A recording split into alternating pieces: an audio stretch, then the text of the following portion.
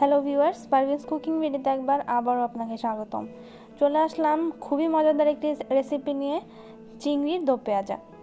এটি আমি গলদা চিংড়ি ইউজ করেছি, আপনারা চাইলে বড় যে কোনো ধরনের চিংড়ি ইউজ করতে পারেন। তো চলুন দেখে নেওয়া যাক কীভাবে আমি এটি বানিয়েছি। আপনাদের প্রথমে আমি একটু দেখিয়ে দিচ্ছি আমি কিভাবে কেটে নিয়েছি। আমি উপরের যে শক্ত খোসাটা সেটি ফেলে নিয়েছি এবং বড় বড় পা ছিল চিংড়ির, সেগুলো আমি আলাদাভাবে কেটে নিয়েছি। আপনারা দেখতে পাচ্ছেন আমি পাগুলো সাইডে রেখেছি, সবগুলো এখানে নিতে পারিনি, আমি কয়েকটা আপনাদের দেখিয়ে দিচ্ছি, বাকিগুলো আমি যখন রান্না করব তখন এটা নিয়ে নেব আমি কড়াইতে। সো কড়াইতে চলে আসলাম, আমি একটু বড় সাইজেরই একটি প্যান নিয়েছি। আমি এখানে হাফ কাপের মতো তেল দিয়ে দিচ্ছি, এখানে একটু বেশি তেল লাগবে কারণ দো পেঁয়াজা যেহেতু আমাদের পেঁয়াজগুলো অনেক নিতে হবে এবং সাথে তেলটিও আমাকে অনেকখানি নিতে হবে। তো আমি তেল নিয়ে নিচ্ছি হাফ কাপের মতো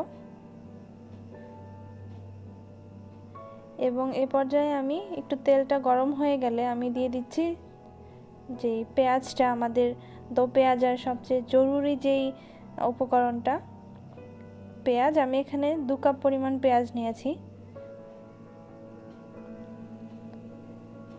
তো আমাকে পেঁয়াজটা নেওয়ার পরে আমি এখানে এবার নিয়ে নিচ্ছি রসুন। আমি ছোট রসুনগুলো নিয়েছি, আপনারা চাইলে বড় রসুনের কোয়াগুলো মাঝখান দিয়ে কেটেও নিতে পারেন। ছোট রসুনগুলো আমার কাছে বেশি ভালো লাগে, খেতেও মজা লাগে। সো আমি এখানে 2 থেকে 3টি রসুনের কোয়া আমি এখানে ছাড়িয়ে নিয়েছিলাম। এখন এ পর্যায়ে আমাকে পেঁয়াজটিকে ভালোভাবে ভেজে নিতে হবে। আমি লাল করে ভাজবো না, কিন্তু যখন আমার পেঁয়াজটা ভাজা ভাজা হয়ে আসবে তখনই আমি পরবর্তী স্টেপে চলে যাব। সো আমি নেড়ে নেড়ে ভেজে নিচ্ছি যাতে সবগুলো পেঁয়াজই ভালো মতো ভাজা হয়ে যায়। এ পর্যায়ে আমার ভাজাটা দেখুন একটু হালকা রেডিশ ভাব এসেছে। সো এ পর্যায়ে আমি একটু পানি দিয়ে দিচ্ছি কারণ আমি এখন মশলা দেব। সো মশলা দিতে দিতে যাতে পেঁয়াজটা পুড়ে না যায়। আমি এখানে 1 টেবিল চামচ পরিমাণ গুঁড়ো মরিচ নিয়েছি, লাল মরিচের গুঁড়ো, 1 চা চামচ নিয়েছি ধনিয়া এবং 1 চা চামচ নিয়েছি জিরা গুঁড়ো। সাথে আমি 1 চা চামচ পরিমাণ হলুদ গুঁড়ো দিয়ে দিচ্ছি এবং পরিমাণ মতো লবণ দিয়ে দিচ্ছি। ভালোভাবে আমাকে এখন এটি মিক্স করতে হবে এবং আমি আপনাদেরকে আমার আগে অনেকগুলো ভিডিওতে বলেছি, একটি টিপস দিয়েছি, সেটি হচ্ছে যত আপনি মশলা ভুনিয়ে নেবেন তত আপনার স্বাদ হবে যেই তরকারিটা আপনি বানাচ্ছেন। এ পর্যায়ে আমি 2 টেবিল চামচ পরিমাণ নিয়েছি আদা বাটা।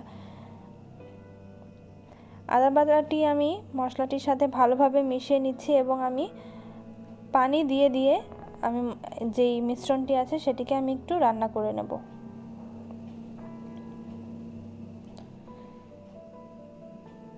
এখানে কিন্তু আমি অনেকক্ষণ ধরেই মশলাটি রান্না করেছি, মশলাটিকে ভালোভাবে জাল দিয়ে নিয়েছি। অনেকক্ষণ কিন্তু আমার সময় লেগেছে, তাও 5 থেকে 7 মিনিট আমি সময় নিয়েছি, কিন্তু যেহেতু আমার ভিডিওটাকে একটু ছোট করতে হবে আমি পুরোটা দেখাচ্ছি না। সো আপনাদেরকে সেই হিসেবে একটু হালকা পানি দিয়ে আপনাদেরকে মশলাটি ভুনিয়ে নিতে হবে। এ পর্যায়ে আমি যখন তেলটি মাখা মাখা হয়ে এসেছে তখন আমি চিংড়িগুলো দিয়ে দিচ্ছি। প্রথমে আমি চিংড়িগুলো দিয়েছি, দেওয়ার পরে আমি একটু নেড়ে নেব। সো আমি একটি স্প্যাচুলার সাহায্যে নেড়ে নিচ্ছি। ভালোভাবে আমি মশলাগুলোর সাথে আগে মাছগুলোকে মিক্স করে নিচ্ছি, কারণ যেই পায়াগুলো থাকে সেগুলো বড় বড় থাকে, সেগুলোতে তেমন মশলা না ঢুকলেও হবে। আপনি যখন অনেকক্ষণ ধরে রান্না করবেন তখন দেখবেন অটোমেটিক্যালি সেগুলোর ভিতরে যেই মশলাগুলো আছে সেগুলো চলে যাচ্ছে, কিন্তু পায়াগুলো যদি আপনি সাথে দিয়ে দেন তাহলে মাছগুলোর গায়ে যে মশলাটা সেটি যেতে একটু সময় নেবে, আপনাকে অনেকক্ষণ ধরে নাড়তে হবে। সো আমি অনেকবার করে নেড়ে নিচ্ছি। আমি ভিডিওটি ফাস্ট করে দিচ্ছি কারণ এত বড় ভিডিও আপনাদের দেখতে অনেক বোরিং লাগবে। সো আমি একটু ফাস্ট করে আপনাদের নেড়ে নেড়ে দেখিয়ে দিচ্ছি। আমি হালকা করে পানি দিয়ে কিন্তু এটাকে নেড়ে নিচ্ছি। 1 কাপ পরিমাণ পানি দিলাম এবং আমি একটু নেড়ে নিলাম। এভাবে আমি বেশ কয়েকবার 1 কাপ করে পানি দিয়েছি এবং নেড়ে নিয়েছি। নেড়ে নেড়ে পানিটা যখন শুকিয়ে যাবে তখন আমি আবার আরেক কাপ পানি দিয়েছি। এভাবে আমি অনেকক্ষণ ধরে মাছটিকে, যেটিকে আমরা বলি ভুনিয়ে নেওয়া, সেইভাবে ভুনিয়ে নিয়েছি।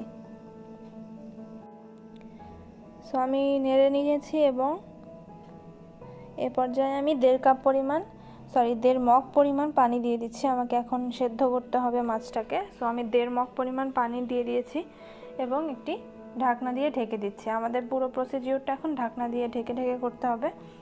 সো তেলগুলো উপরে উঠে এসেছে, আমি ঢেকে দিচ্ছি, জাস্ট আপনাদের দেখালাম। সো এই পর্যায়ে পানিটা কিন্তু অনেকটাই শুকিয়ে গিয়েছে। শুকিয়ে যাওয়ার পরে আমি হালকাভাবে নিচ দিক দিয়ে নেড়ে দিচ্ছি, হালকাভাবে।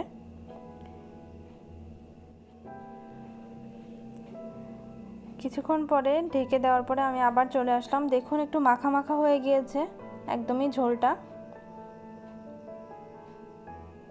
সো আমার প্রায় শেষের দিকে এখন আমি কিছুক্ষণ পরে পরিবেশন করে নেব। আমি চুলার আঁচটা একদমই কমিয়ে কিছুক্ষণ রেখে দিয়েছিলাম। সো এখন আমি পরিবেশন করে নিচ্ছি মজাদার চিংড়ি মাছ। সো পরিবেশন করে নিয়েছি, আপনারা দেখতেই পাচ্ছেন। এটা কিন্তু খেতে অসাধারণ দোপেয়াজাটি। যারা দোপেয়াজা খেতে পছন্দ করেন এবং রাতে চাচ্ছেন তারা অবশ্যই ট্রাই করবেন। আমি যেভাবে ট্রাই করেছি, আমি একটু বেরেস্তা দিয়ে দিয়েছিলাম উপরে। এখন সবচেয়ে ইম্পর্টেন্ট কথা হচ্ছে, আমার চ্যানেলটি যারা সাবস্ক্রাইব করেননি অবশ্যই সাবস্ক্রাইব করে দেবেন, যাতে পরবর্তী ভিডিও নোটিফিকেশান আপনারা পেয়ে যেতে পারেন। বেল বাটনটি অবশ্যই প্রেস করে দেবেন। এবং আমি কিছু এডিটিং ভিডিও বানাচ্ছি আপনাদের জন্য। সো আপনাদের যদি কোনো আস্ক থাকে, জিজ্ঞাসা থাকে, সো আমাকে কমেন্ট করে জানাবেন যে আপনারা কী ধরনের ভিডিও এডিটিং টিউটোরিয়াল চাচ্ছেন, অবশ্যই রেসিপি সম্পর্কে, রেসিপি রিলেটেড।